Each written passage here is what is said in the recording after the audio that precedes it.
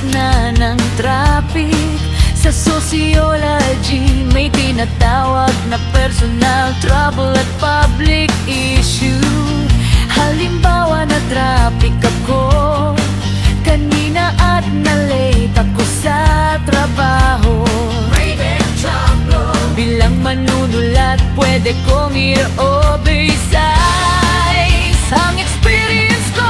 Pwede akong sumulat ng tula na ikaw ang paksa, pero hindi ko rin pwedeng isang tabi ang pagod ko.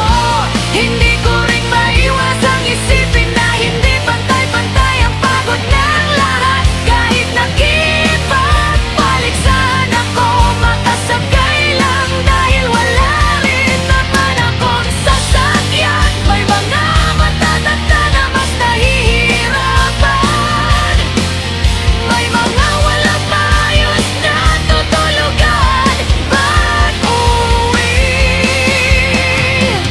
May mga mahuhuli sa trabaho, makakaltasan ng sweldo, nadala ng isang sistemikong problema kagaya ng traffic. Public issue!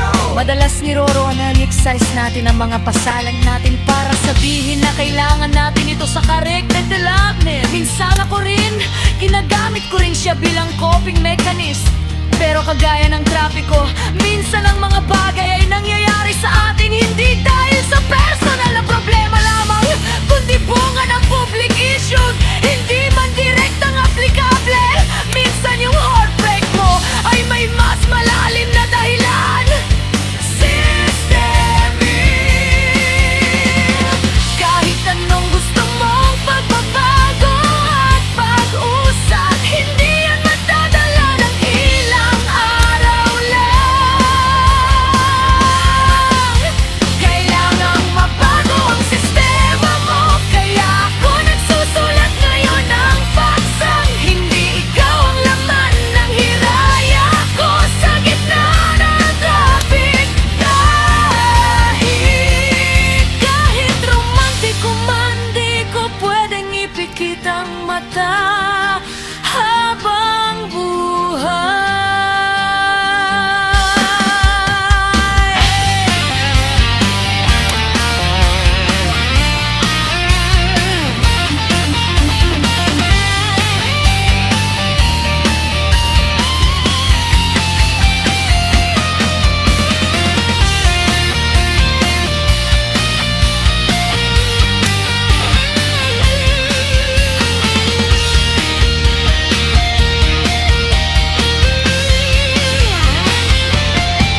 bilang forever deactivated ang personal na account ko. Napilitan akong mag-activate ulit kanina at parang Pandora's box na naman ang bumulaga sa akin sa pag-activate ko sa mga taong kagaya ko na minamantra ang ignorance is bliss.